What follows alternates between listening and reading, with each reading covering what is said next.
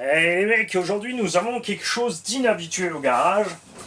Et c'est quelque chose que je fais pour dépanner quelqu'un. Où est-ce que j'ai mis mon arme favorite? Hop. Nous avons reçu ici, normalement, si c'est bien ce qu'on pense, un camion Tamiya avec radio Carson 14 voix, parce que tout simplement sur un camion tu peux mettre une tonne de choses entre l'éclairage séparé, le module son, bruiteur, j'accouple, je désaccouple la remorque, treuil, etc. Plus les options qui sont sur les treuils. Il y a vraiment beaucoup de choses à faire à ce sujet. On fera pas cette année, hein. Je le montre cette année parce que évidemment la personne qui me l'a envoyé veut savoir si c'est bien arrivé, et on fera 2021 le tuto détaillé de cette radio et évidemment le montage de tout ce qu'il y a là-dedans.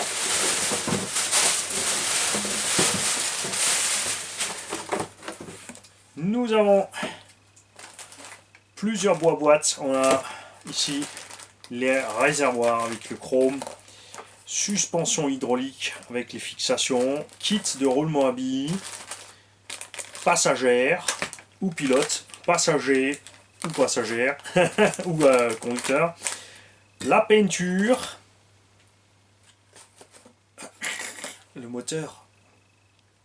T'es sûr? T'es vraiment sûr? Parce que tu sais, tonton, un 33 tours, je peux le remplacer par un tout petit moteur, pas plus gros, hein, 36-52 en brushless, aura plus de couple, plus d'autonomie, etc. Lipo 3500 mAh, je dis pas de bêtises, c'est bien Lipo, non, NIMH 3500. Là aussi, tonton, maintenant, tonton, faut qu'on cause, tonton. T'en fais pas, on va pas faire un dragster, hein.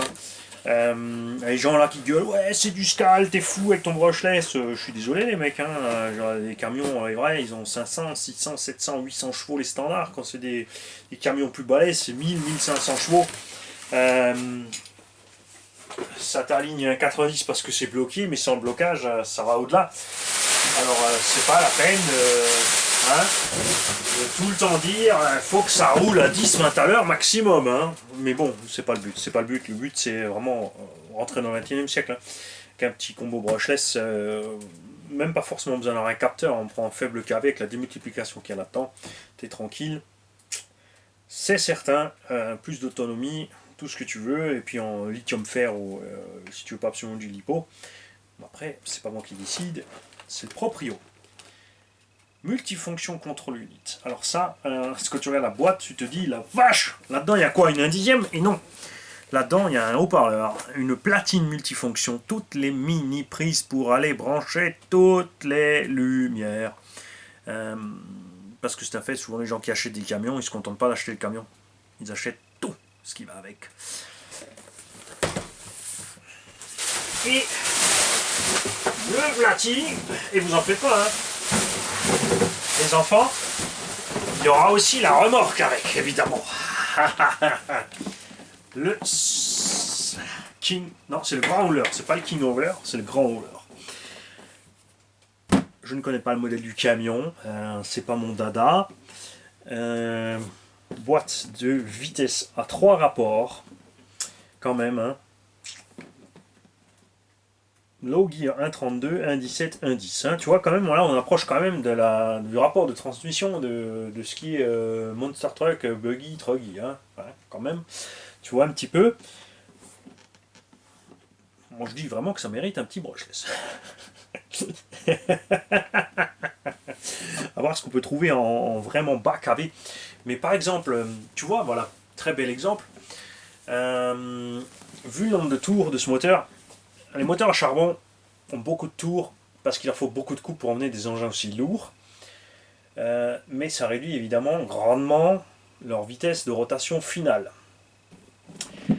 vu qu'un moteur standard faut à peu près un 2200-2500 kV, enfin un moteur standard un peu modifié, là tu vois un combo, par exemple le nouveau combo crawler de chez Hobby avec variateur intégré dans le moteur existe en 1800 kV, 3652. On aura donc plus de puissance qui permettra d'enlever l'engin plus facilement dans les hautes vitesses. Quand même, on a un contrôle total avec le capteur point de vue couple, il y aura zéro cogging, le freinage va être magnifique. Enfin, je pense qu'il y a de quoi. Et ça y est, on a tout. Donc c'était bien emballé proprement. On va, bouge pas, parce que là j'ai la boîte vide du moteur. On n'a pas de moteur. Après, c'est comme ça aussi. Les amoureux Tamiya, ils veulent du full Tamiya. Je veux évidemment pas essayer de te convaincre absolument tonton de mettre un brushless. Mais je pense que ça vaut le coup de se pencher dessus. De toute façon, vu le coût global finalement d'un de ces engins quand ils sont finis, ça ne changera plus grand chose. Que vous ayez quand même une petite idée, tu vois, ils ont mis tout ce qu'il faut pour intégrer le module de son avec toutes les choses réelles. Ça a vraiment tout le carton ici qui est plein à craquer. On a même un petit moteur additionnel ici qui sert à quoi? Alors ça faudra voir. On va pas déballer tout ça parce que sinon il y en aura partout. La vache! Hein? On va faire de la maquette en 2021. Vous vouliez du 1/10? Ah non, c'est pas du 1/10. C'est du combien? Quelles sont les échelles de ces engins? D'ailleurs, pourquoi ils les font pas en 1/10? Parce que c'est déjà tellement gros, mais avec les techniques modernes, c'est plus sympa. C'est vrai que avant, tu étais bloqué avec les petits moteurs charbon. Tu faisais pas ce que tu voulais, quoi qu'ils auraient un 14e. Là, on est un 14e. C'est vrai qu'ils auraient pu quand même faire ces camions plus gros. Mine de rien, avec des moteurs 775 par là.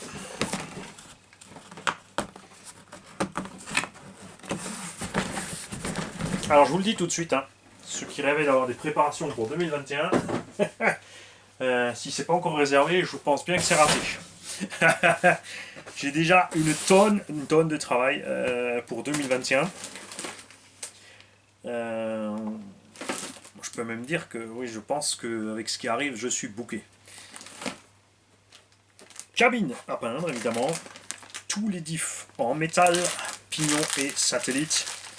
Là-dedans aussi, il faudra qu'on discute, tonton, de ce que tu veux. Je sais que d'origine, c'est graissé.